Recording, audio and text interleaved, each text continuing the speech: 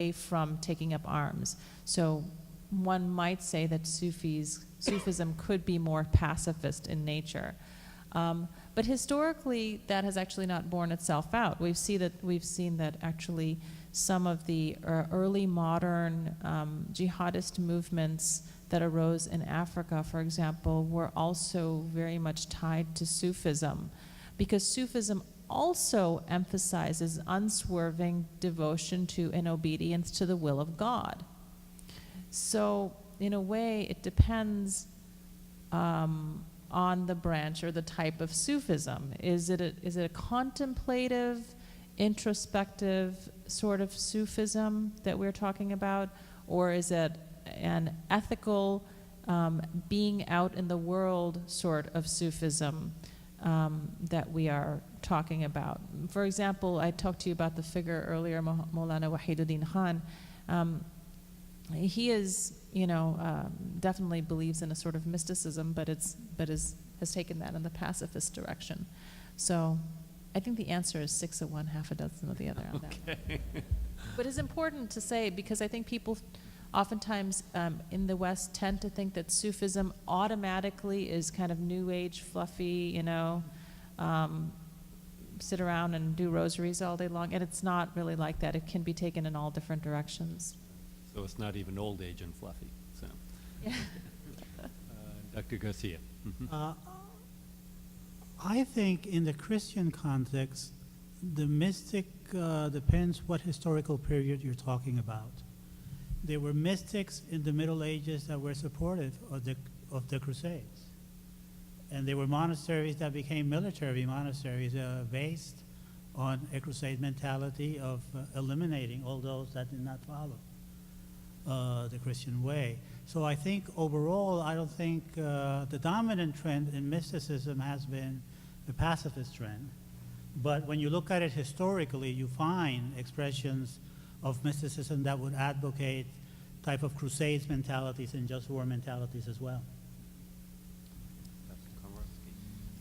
In Judaism, the mystical tradition is, I'd say, like Sufism, is very misunderstood. It has nothing whatsoever to do with Madonna or Lindsay Lohan or those the red strings that you can wear around your wrist. To some extent, because in Jewish tradition, many mystics are people who have both feet planted firmly in midair. They're not really concerned about call to arms or anything like that. But I would say there's a corollary. If we define mysticism as really being focused on the universe around us and how we fit into that within ultra-Orthodox Judaism, and it's a very small percentage, in Israel, where there is mandatory conscription for men and women, there's a very small portion of the ultra-Orthodox community who do not serve in the military, but are given a waiver to study in their yeshivas or in their houses of study and prayer.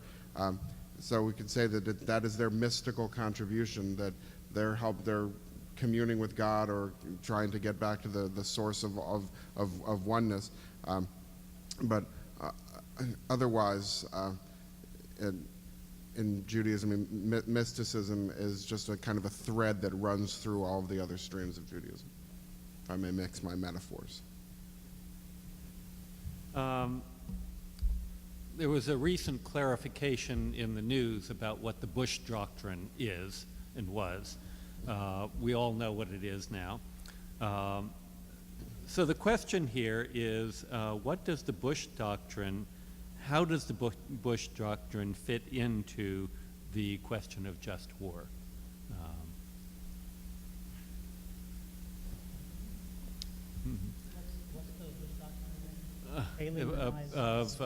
Preemptive. Spreading democracy all over the world. Right. Yeah. Okay. Dr. Komorowski, Rabbi Komorowski. It doesn't fit under any of the categories of just war in Judaism, because it's not preventative. You may have thought at the time, with the discussions about whether there was going to be a nuclear, and I notice how I pronounce that, and UCLEAR, that it was going to be a nuclear war the next day.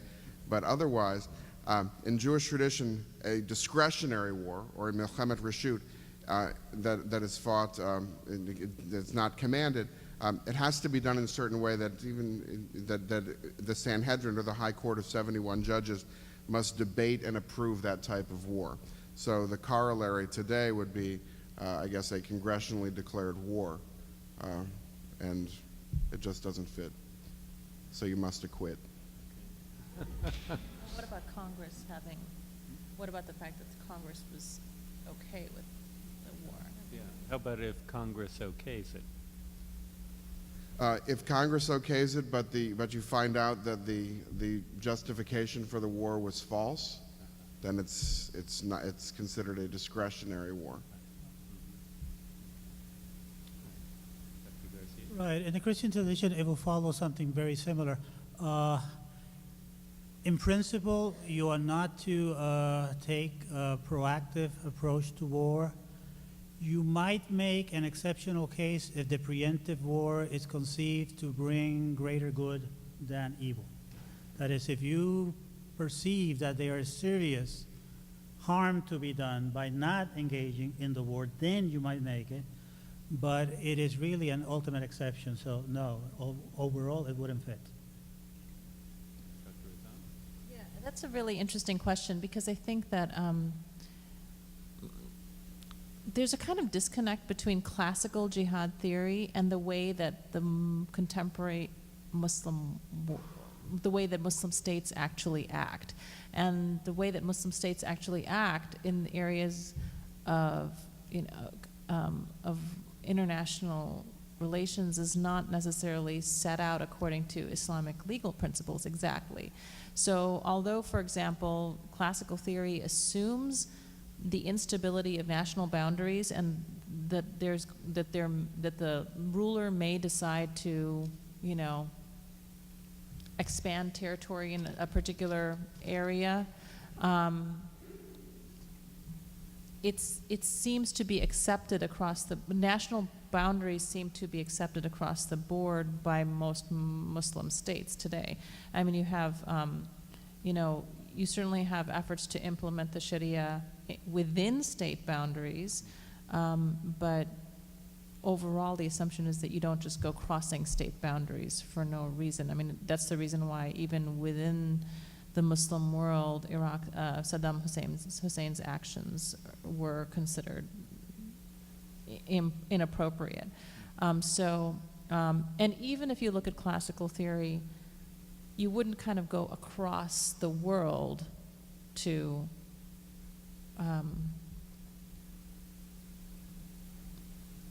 especially when there's no threat involved to you. Like if Canada decided to attack the United States, maybe, or if there was some thought that maybe Canada was going to do something. But here the connection was so indirect that although, I mean, I'm kind of hypothesizing here, but I think that it would not be supportable. This next question, I think, builds upon this. In the classical Islamic theory, there is the concept of Dar al-Islam, the Dar al-Harb, and the Dar al-Suf, the abode of war, the abode of Islam or peace, and the abode of contract or agreement. How does that fit now? Is that an active understanding, and where does the United States fit in? Well, a lot of contemporary Muslim thinkers, I think, would argue that the Dar al-Sulh, the intermediary category, the category of truce, or the country of truce, is really the most, should be considered the kind of the